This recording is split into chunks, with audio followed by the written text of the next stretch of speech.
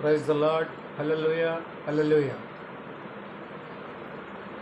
నేటి ఈ ఉదయకాల ధ్యానమునకు మిమ్మల్ని అందరినీ కూడా మన ప్రభువును ప్రియరక్షకుడైన యేసుక్రీస్తు వారి యొక్క ఘనమైన నామములో ప్రేమపూర్వకంగా ఆహ్వానిస్తున్నాను.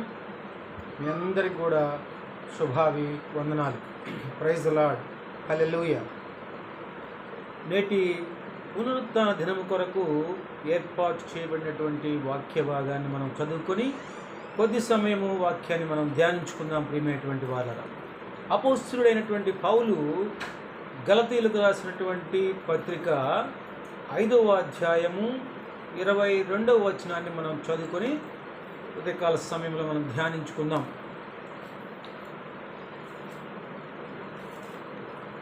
అపోస్తలుడైన పౌలు గలతీయులకు రాసినటువంటి పత్రిక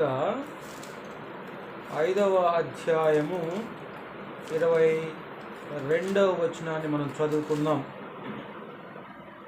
అయితే ఆత్మఫలమేమనగా ప్రేమ, సంతోషము, సమాధానము, దీర్ఘశాంతము, దయాళుత్వము, మంచితనము, విశ్వాసము, సాత్వికము, ఆశ నిగ్రహము. ప్రియమైనటువంటి క్రైస్తవ జనాంగమా, ఇక్కడ అపోస్తలుడైనటువంటి పౌలు గలతీ సంఘంతో మాట్లాడుతూ ఆత్మఫలం గురించి మాట్లాడుతున్నాడు. చూడండి, మనము ప్రతి ఒక్కళ్ళం కూడా క్రైస్తవ విశ్వాసులంగా మనకు కోరిక ఉంటుంది. మనం పరలోక రాజ్యాన్ని స్వతంత్రించుకోవాలి, ఆ పరలోక రాజ్యానికి వారసులుగా ఉండాలి అని అనుకుంటూ ఉంటాం. If you want to inherit the kingdom of the God, what should we do? We must grow like Jesus. యేసుక్రీస్తు ప్రభు వారిలాగా నువ్వు అభివృద్ధి చెందాలి, ఎదగాలి. ఆత్మీయంగా నువ్వు ఎదిగినప్పుడు మాత్రమే ఆ పరలోక రాజ్యాన్ని మనం స్వతంత్రించుకోగలుగుతాం. ప్రియమైనటువంటి వాళ్ళగా, మరి యేసుక్రీస్తు వారిలాగా నువ్వు ఎదగాలి అనుకున్నప్పుడు ఏం చేయాలి? నువ్వు what should we do to grow more like Jesus? యేసుక్రీస్తు మాదిరిగా మనం ఎదగాలి అనుకున్నప్పుడు మనం ఏం చేయాలంటే, ఖచ్చితంగా we must bear the fruit of the spirit. మనము ఆత్మఫలమును ఫలించేటువంటి వాళ్ళంగా ఉండాలి. మనలో ఆత్మఫలము అనేది ఉన్నట్లయితే మనము యేసుక్రీస్తు ప్రభు వారిలాగా ఎదగగలుగుతాము. ఎప్పుడైతే యేసుక్రీస్తు ప్రభు వారి మాదిరిగా మనం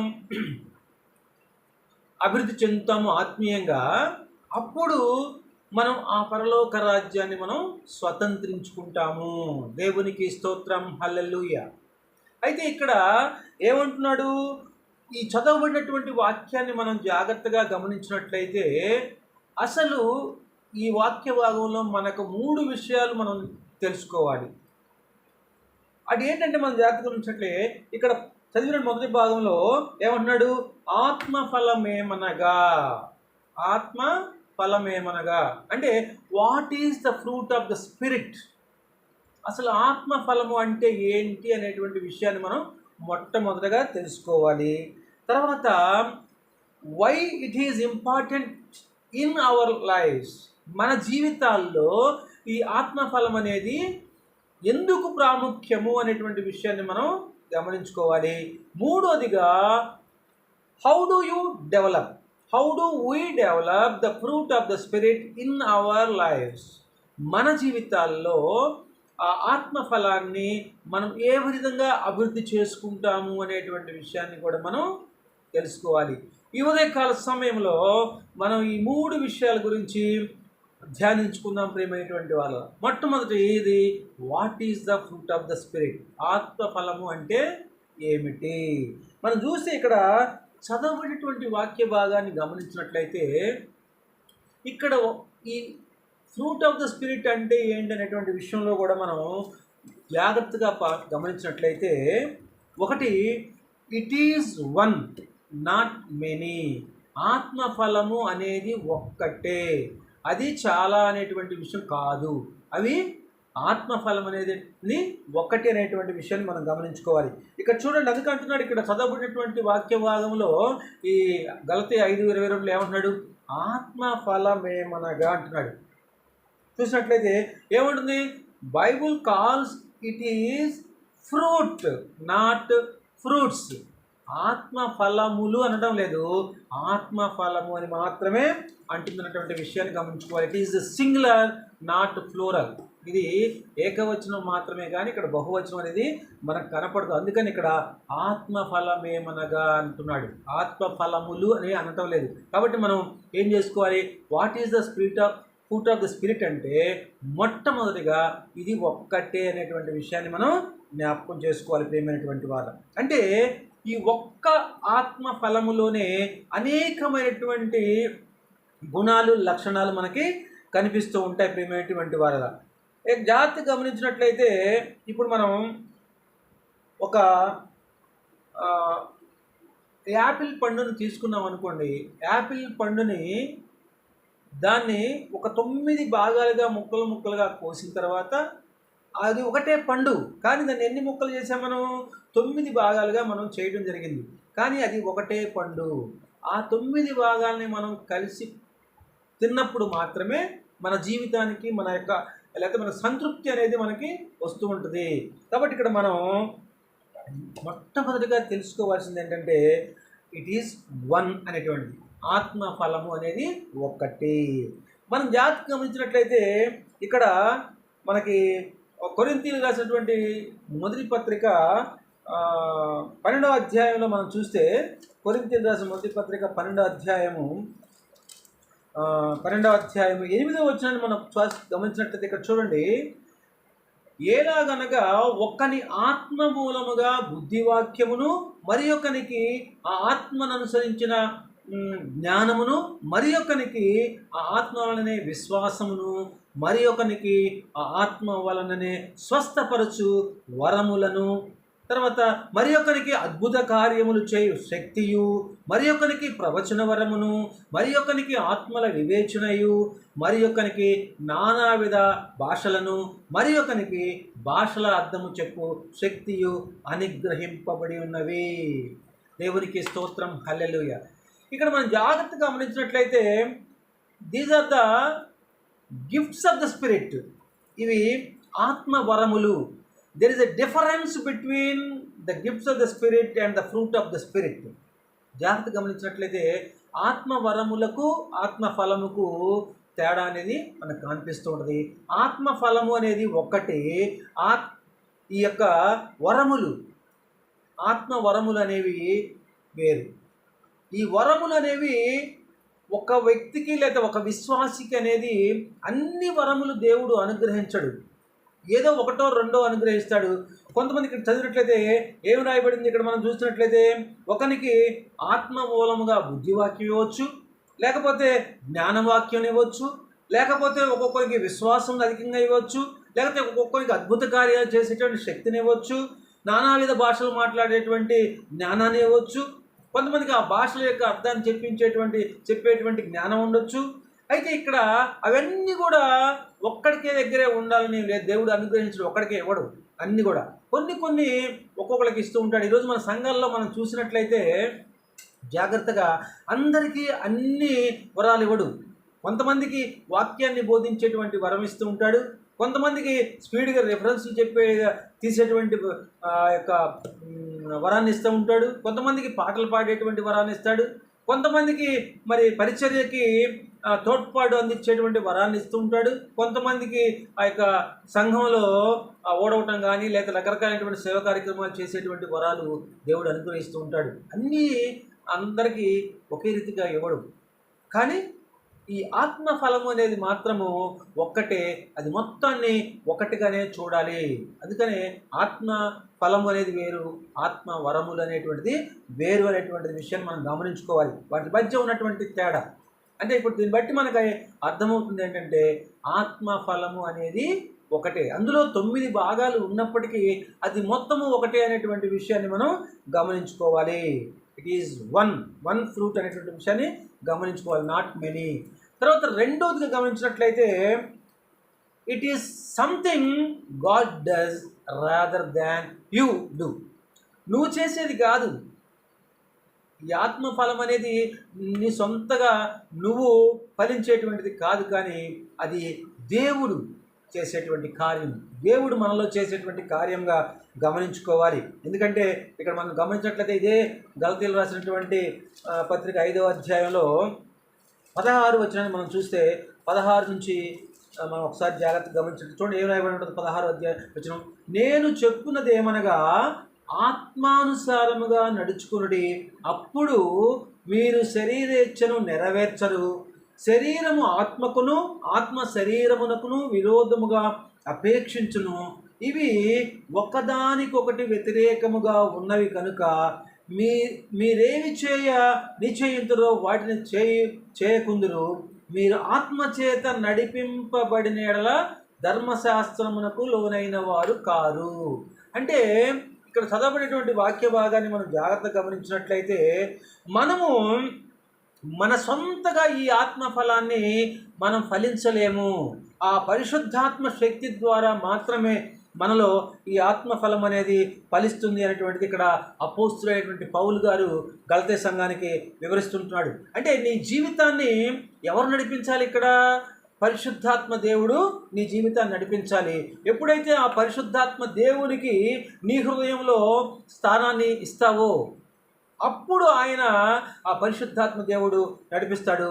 అప్పుడు మాత్రమే నీలో ఈ ఆత్మఫలం అనేది అభివృద్ధి చెందుతుంది. ప్రియమైనటువంటి వారలారా, లేని పక్షంలో ఆ పరిశుద్ధాత్మ దేవుడు మన హృదయంలో లేకపోతే, నువ్వు ఆయన్ని నీలో ఆహ్వానించకపోతే నీవు ఆత్మఫలాన్ని ఫలించలేవు. ప్రియమైనటువంటి నీ స్వతసాగా నువ్వు ఫలించలేవు.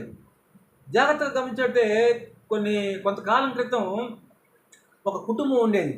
ఒక భార్య, భర్త, ఒక పిల్లవాడు ఉన్నాడు. ఆ పిల్లవాడు ఆ పై గదిలో ఉంటూ ఉంటాడు. ఆ పక్కనే ఆ కిటికీ దగ్గరలో కింద ఒక పెద్ద చెట్టు ఉంది. ఆ చెట్టు ఉన్నప్పుడు ఈ పిల్లవాడు ఏం చేస్తాడంటే, తల్లిదండ్రులకు తెలియకుండా ఎప్పుడైనా బయటికి వెళ్ళాలంటే కిటికీ ఓపెన్ చేసుకొని ఆ చెట్టు మీద నుంచి కిందకి దిగి బయటికి వెళ్ళిపోతూ ఉంటాడు. తల్లిదండ్రులకు తెలియకుండా మళ్ళీ అట్లాగే చెట్టు ఎక్కి లోపలికి వస్తూ ఉంటాడు. అయితే ఒకరోజు ఈ తండ్రి తల్లితో అంటూ ఉంటాడు, ఏమని, అమ్మా, ఈ చెట్టుని చాలా కాలం నుంచి మనం చూస్తున్నాం, మన ఇంట్లో పెట్టుకున్నాం, అది ఎలాంటి పండ్లు ఫలించట్లేదు, దాన్ని ఎంతకాలమని మనం ఉంచుకుంటాం, ఎందుకు అనవసరంగా అది భూమికి భారంగా ఉంది, మనకు కూడా దానివల్ల ఎలాంటి ఉపయోగం లేదు, దీన్ని నరికేసేద్దామమ్మా అని చెప్పేసి అంటాడు. ఆ మాటలు ఆ అబ్బాయి వింటాడు. చెట్టు నరికేస్తా అన్నాడు నాన్న, మరి చెట్టు పండ్లు ఫలించట్లేదు, ఎందుకు ఇది భారంగా ఉంది అని చెప్పేసి నరికేద్దాం అన్నాడు. ఎట్లాగా అని చెప్పేసి ఆ పిల్లవాడు ఏం చేస్తాడంటే, ఒక ఆలోచన వచ్చింది ఆ పిల్లవాడికి. వచ్చి ఆ కిటికీలో నుంచి బయటికి వెళ్ళిపోయి ఒక 2 బుట్టలు వాంచి యాపిల్ పండ్లు తీసుకొని వచ్చి వాడి స్నేహితుని కూడా ఒకళ్ళిద్దరిని తీసుకొని వస్తాడు. తీసుకొని వచ్చి రాత్రికి రాత్రే ఆ చెట్టు కొమ్మల నిండా ఏం చేస్తాడంటే ఈ యాపిల్ పండ్లని దారాలతోటి కట్టేసి వేలాడదీస్తాడు. అంటే ఆ చుట్టూ యాపిల్ పండ్లు ఫలించినట్టుగా వేలాడదీస్తాడు. వేలాడదీసి యథావిధిగా పండుకుంటాడు. పొద్దున్నే లేచేసరికి తండ్రి లేచి చూస్తాడు. చూస్తే ఆ చెట్టుకి అద్భుత రీతిగా ఏం పండి, యాపిల్ పండ్లు పండినాయి. అప్పుడు భార్యని పిలుస్తాడు. భార్యని ప్యాకేసి, అమ్మ ఏంటి రాత్రి వరకు కూడా ఈ చెట్టుకి ఎలాంటి పండ్లు ఫలించలేదు కదా, ఏంటి పొద్దున్నే చూస్తే ఈ చెట్టుకి అద్భుతంగా పండ్లు వచ్చినాయి ఏంటి అని చెప్పేసి ఆశ్చర్యపోతాడు. ఆశ్చర్యపోయి నిజానికి ఆ చెట్టు ఏం చెట్టో తెలుసా? ఆ చెట్టు ఒక హైబ్రిడ్ జాతి అయినటువంటి రేగిపండు చెట్టు. రేగిపండు చెట్టుకి ఏం కాయలు కాసినాయి? యాపిల్ పండ్లు కాసినాయి. అవి ఎట్లా కాసినాయి? స్వతహాగా అవి రాలా, వాటంతటవే రాలా. ఏమై కృత్రిమంగా తెచ్చినటువంటి పండ్లు పెట్టడం వల్ల ఏమైందంటే ఒక చెట్టుకి వేరే రకమైనటువంటి పండ్లు పెట్టడం జరిగింది. మనం కూడా అంతే. మన సొంతగా మనం ఫలించాలంటే చెట్టు ఒక రకంగా ఉంటుంది, దాన్ని కాసేటువంటి కాయ ఒక రకంగా ఉంటుంది. కానీ మనలో కనుక ఆ పరిశుద్ధాత్మ దేవుణ్ణి మనం ఆహ్వానించినట్లయితే ఆ చెట్టు ఏదైతే ఉందో ఆ చెట్టు పండ్లే మనం ఫలించేటువంటి అవకాశం ఉంటుంది. కాబట్టి ఏముంటుందంటే ఇక్కడ రెండోది ఏంటంటే, మన సొంతగా ఈ ఆత్మఫలాన్ని ఫలించలేము. ఎప్పుడైతే ఆత్మఫలాన్ని ఫలించాలనుకుంటావో ఆ పరిశుద్ధాత్మ శక్తి ద్వారా మాత్రమే అది సాధ్యపడుతుంది, కానీ నీ ద్వారా సాధ్యపడదు అనేటువంటి విషయాన్ని గమనించుకోవాలి. రెండు విషయాలు మనం చూస్తున్నాం. ఏంటి? The fruit of the spirit is one అనేటువంటి విషయము, ఒకటే అనేటువంటి విషయం నేర్చుకున్నాం. తర్వాత మనం గమనించినట్లయితే ఇది మన సొంతగా మనం ఫలించేటువంటి కార్యం కాదు, కానీ ఆ పరిశుద్ధాత్మ శక్తిని ద్వారా దేవుని యొక్క సంకల్పం చొప్పున, దేవుని యొక్క ప్రేరణ చొప్పున మనం ఫలించాల్సిందే తప్ప మన సొంతగా మనం ఆత్మఫలాన్ని ఫలించలేము అనేటువంటి విషయాన్ని గమనించుకోవాలి. రెండోది. మూడోదిగా గమనించినట్లయితే ఇక్కడ జాగ్రత్తగా ఇక్కడ చూడండి, 5వ అధ్యాయం 19వ వచనంలో రాయబడిన మాట చూడండి ఏముందో. శరీర కార్యములు స్పష్టమై ఉన్నవి, అవేమనగా జారత్వము, అపవిత్రత, కాముకత్వము, విగ్రహారాధన, అభిచారము, ద్వేషములు, కలహములు, మత్సరములు, క్రోధములు, కక్షలు, భేదములు, విమతములు, అసూయలు, మత్తతలు, అల్లరితో కూడిన ఆటపాటలు మొదలైనవి. వీటిని గూర్చి నేను మునుపు చెప్పిన ప్రకారము ఇట్టి వాటిని చేయువారు దేవుని రాజ్యమును స్వతంత్రించుకొనరని మీతో నిశ్చయముగా, మీతో స్పష్టముగా చెప్పుచున్నాను. దేవునికి స్తోత్రం, హల్లెలూయా. ఇక్కడ మూడో విషయం గమనించినట్లయితే, వాట్ ఈజ్ ద కాంట్రాస్ట్ మన ఏంటి? ఈ యొక్క ఫ్రూట్ ఆఫ్ ద స్పిరిట్కు తర్వాత ఇక్కడ ఉన్నటువంటి acts of the sinful nature, శరీర కార్యములకు తర్వాత ఈ యొక్క ఆత్మఫలానికి ఉన్నటువంటి ఆ కాంట్రాస్ట్ ఏదైతే ఉందో దాన్ని మనం తెలుసుకోవాలి. జాగ్రత్తగా తెలుసుకున్నట్టే చూడండి, ఎందుకు వీటిని మనం శరీర కార్యాలు అన్నాము, దీన్ని ఎందుకు ఆత్మఫలము అన్నామని మనం గమనించినట్లయితే, ఈ శరీర కార్యములు అనేటువంటి మనం జాగ్రత్తగా చూస్తే అవి క్రియలు మనం చేసేటువంటి పనులు అనమాట. అవి ఎందుకని వాటిని ఏమన్నారు? సిన్ఫుల్ నేచర్, శరీర కార్యములు అన్నాం. కానీ ఈ యొక్క ఫ్రూట్ ఆఫ్ ద స్పిరిట్కి వచ్చేసరికి it is something God does. దేవుడు చేసేటువంటి కొంత కార్యం తప్ప నువ్వు చేసేటువంటి పని కాదు అనేటువంటిది గమనించుకోవాలి. ఆయన మాత్రమే నీలో డెవలప్ చేసేటువంటిది. ఆ పరిశుద్ధాత్మ శక్తి ద్వారా మాత్రమే నువ్వులో డెవలప్ చేసుకుంటావు, కానీ నీ సొంతగా నీ కార్యములు, నీ పనుల ద్వారా అవి అనేవి రావు. నువ్వు చేసేటువంటివి సొంత శరీర కార్యములు అనేటువంటి విషయాన్ని గమనించుకోవాలి. అందుకని ఇక్కడ ఏమన్నాడు? శరీర కార్యాలు కూడా అనేకం ఉన్నాయి, చాలా ఉన్నాయి శరీర కార్యములు. ఆ సిన్ఫుల్ నేచర్ అవన్నీ కూడా చాలా ఉంటాయి, కానీ ఈ ఆత్మఫలం అనేది మాత్రం ఒక్కటే. జాగ్రత్తగా మనం గమనించుకో. వాటికి దీనికి చాలా భేదం అనేటువంటిది మనకి కనిపిస్తూ ఉంటుంది. ప్రియమైనటువంటి వాళ్ళరా, ఇది ఫ్రూట్ ఆఫ్ ద స్పిరిట్ అనేది గాడ్ ప్రొడ్యూస్ చేసేటువంటిది అనేటువంటి విషయాన్ని గమనించుకోవాలి ప్రియమైనటువంటి వాళ్ళరా. అదేవిధంగా మనం ఇక్కడ గమనించినట్లయితే 3 విషయాలు మనం గమనించుకున్నాం. ఏమేమి గమనించుకున్నాం? ఇప్పుడు the fruit of the spirit. What is the fruit of the spirit అంటే it is one, not many. అట్లాగే మనం గమనించుకున్నట్లయితే ప్రియమైనటువంటి వాళ్ళ రెండవది ఏమనుకున్నాం మనం? It is something God does rather than you do. నువ్వు చేసేది కాదు, కానీ దేవుడు చేసేది అనేటువంటి విషయాన్ని మనం గమనించుకోవాలి. రెండోది మనం గమనించినట్లయితే సిన్ఫుల్ నేచర్కి ఈ ఫ్రూట్ ఆఫ్ ద స్పిరిట్కి ఉన్నటువంటి ఆ కాంట్రాస్ట్ ఏదైతే ఉందో దాన్ని మనం తెలుసుకోవడం జరిగింది. దాంట్లో భాగంగానే మనం చూస్తే తర్వాత ఇక్కడ మూడోది మనం చూస్తే what is the fruit of the spirit అంటే ఇక్కడ చూడండి, కొరింథీయులకు రాసినటువంటి 2వ పత్రిక 3వ అధ్యాయం 18వ వచనం రాయబడి ఉంటుంది. మనం జాగ్రత్తగా గమనించినట్లయితే చూడండి, కొరింథీయులకు రాసినటువంటి 2వ పత్రిక 3వ అధ్యాయము 18వ వచనాన్ని మనం చూస్తే 3వ అధ్యాయము 18వ వచనంలో చూడండి ఏం రాయబడి ఉందో. చూడండి, మనమందరము ముసుకులేని ముఖముతో ప్రభు యొక్క మహిమను అద్దము వలె ప్రతిఫలింప చేయుచు, మహిమ నుండి అధిక మహిమను పొందుచు, ప్రభువకు ఆత్మ చేత ఆ పోలికగానే మార్చబడుచున్నాము. అంటే ఇది ఆత్మఫలం అంటే ఏంటంటే it is the character of the Jesus that God grows in you. నీలో దేవుడు డెవలప్ చేసేటువంటి ఒక యేసుక్రీస్తు ప్రభు వారి యొక్క గుణము, ఆ యొక్క ఆయనకున్నటువంటి లక్షణాలు అనేటువంటిది ఇక్కడ చెప్తున్నాడు ప్రియమైనటువంటి వారు. అందుకని ఇక్కడ అంటున్నాడు ఎట్లా మార్చబడుతుంది? ఎవరి ద్వారా? ఆత్మచేత మనము మార్చబడుతున్నాము. ఎలా మార్చబడుతున్నాము? యేసుక్రీస్తు యొక్క లక్షణాలను పోలిన వారిగా మార్చబడుతున్నాము అనేటువంటి విషయాన్ని మనం గమనించుకోవాలి. అంటే ఎప్పుడైతే యేసుక్రీస్తు ప్రభు వారి యొక్క లక్షణాలన్నీ కూడా ఈ ఆత్మఫలములో ఉన్నాయి, ఆ ప్రేమ కానివ్వండి, లేకపోతే ఆ ఓర్పు కానివ్వండి, సహనం కానివ్వండి, సంతోషం కానివ్వండి, దయాళుత్వం కాని, ఇవన్నీ కూడా యేసు ప్రభువులో ఉన్నటువంటి లక్షణాలు.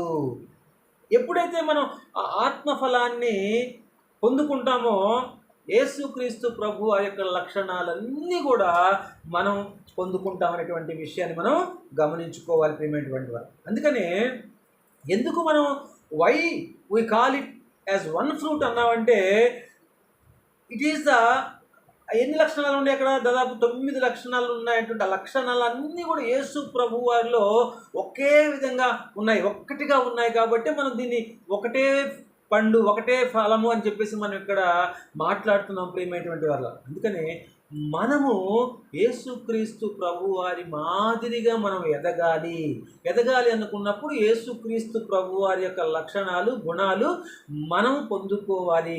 అంటే ఏంటి? ఆ ఫ్రూట్ ఆఫ్ ద స్పిరిట్ అనేది మనలో ఎప్పుడైతే వస్తుందో, యేసుక్రీస్తు ప్రభు వారి యొక్క లక్షణాలు మనలోకి వచ్చేస్తే మనము ఆ పరలోక రాజ్యాన్ని మనం స్వతంత్రించుకోగలుగుతాము. హల్లెలూయా, హల్లెలూయా. అంటే ఇక్కడ చూడండి, అదేవిధంగా అందుకంటున్నాడు ఇక్కడ కొరింథీయులకు రాసిన పత్రిక 3:18 అదే అంటున్నాడు. ఆయన అంటున్నటువంటి మాట అదే. కొరింథీయులకు రాసిన పత్రిక 3:18 అంటుంది అదే. ఏమన్నాడు? మనమందరము ముసుకు లేని ముఖముతో ప్రభువు యొక్క మహిమను అద్దము వలె మనం ప్రతిబింబం చేయాలి. ఎప్పుడైతే ఒక విశ్వాసి బయట రోడ్డు మీదకి వెళ్ళి నడుస్తున్నాడంటే మనలో ఎవరు కనపడాలి? యేసుక్రీస్తు ప్రభు వారు కనపడాలి. ఆయన యొక్క లక్షణాలు మనలో ప్రతిబింబజేయాలి. ఎప్పుడైతే మనం ప్రతిబింబింపజేస్తామో, ఎప్పుడు ప్రతిబింబం ఆయన యొక్క లక్షణాలు మనలో ఉన్నప్పుడు. ఆయన యొక్క లక్షణాలు మనలో రావాలంటే అవి పరిశుద్ధాత్మ శక్తి ద్వారా మాత్రమే అవి మనలోకి రాగలుగుతాయనేటువంటి విషయాన్ని మనం గమనించుకోవాలి ప్రియమైనటువంటి వాళ్ళ. అంటే ఇక్కడ జాగ్రత్తగా గమనించినట్లయితే ఆ యేసుక్రీస్తు ప్రభు వారి యొక్క లక్షణాలు చూడండి. ఇంకేమంటున్నాడు ఇక్కడ?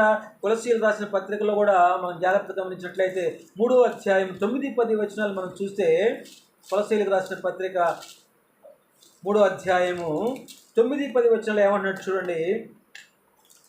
ఇక్కడ ఒకరితోనొకడు అబద్ధమాడకుడి, ఏలయనగా ప్రాచీన స్వభావమును దాని క్రియలతో కూడా మీరు పరిత్యజించి జ్ఞానము కలుగ నిమిత్తము దానిని సృష్టించిన వాని పోలిక చొప్పున నూతన పరచబడుచున్న నవీన స్వభావమును ధరించుకొని ఉన్నారు.